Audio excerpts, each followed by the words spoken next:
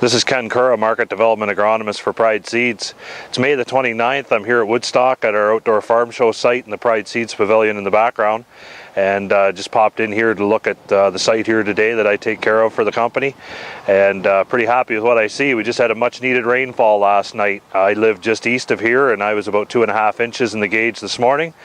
All told for the last 24 to 36 hours. So that really spruced the crops up.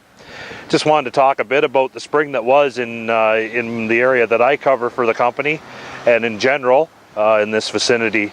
So we were really looking forward to the rainfall and finally got it. Generally speaking, it really was, for the most part, a 2-week planting season for me and for the dealers and the customers that I service. I really think 80% of the territory's corn and soybean crops went in about a 14-day period from May the 6th to May the 20th.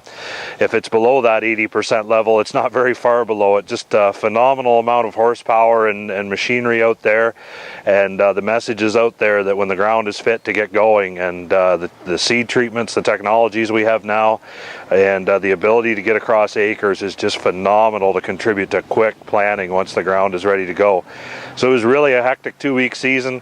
Challenged the distribution system at all levels, whether you're in the parts business or fertilizer, seed like ourselves, chemical, etc. It was really challenging for the distribution channel to keep up to the farmer as they crossed acres over that 2-week period. What I have beside me here is actually a bit of a microcosm of the 2-week planting window. I'm standing in corn that was planted May the 3rd, I believe it was.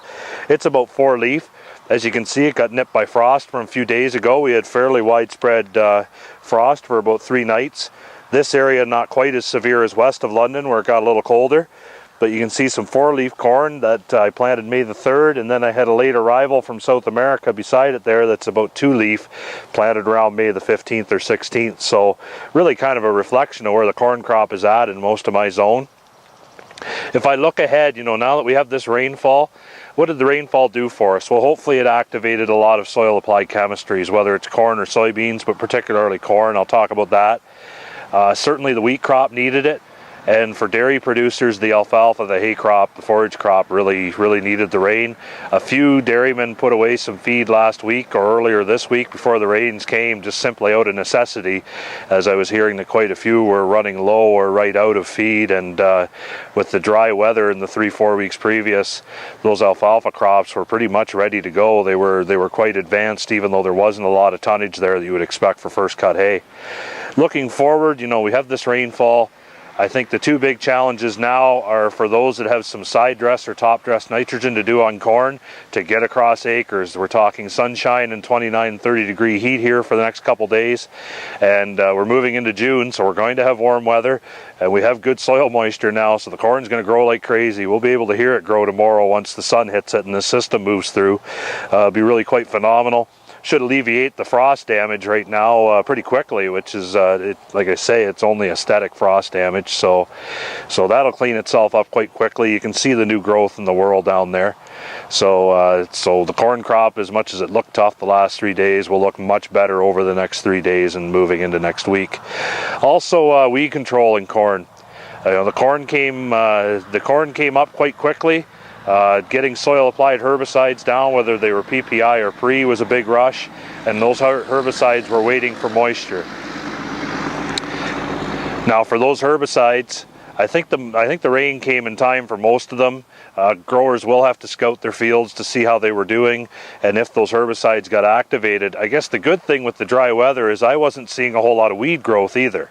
So that's a good thing. If the weeds aren't there, if this herbicide can be activated by the rainfall and then can do its job to stop those germinating weeds now that we have some rainfall. So post-emergent weed control, definitely something to keep an eye on. And then for those that have post glyphosate applications, certainly the rush is on to get across the corn acres. So for both nitrogen and for weed control is the big thing.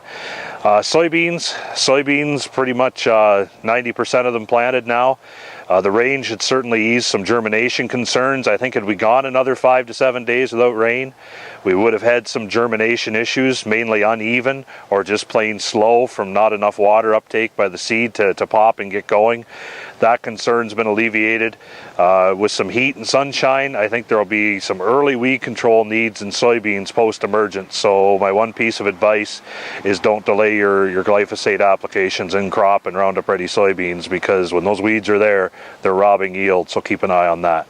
All in all, really happy with how things look across my area south and east of London.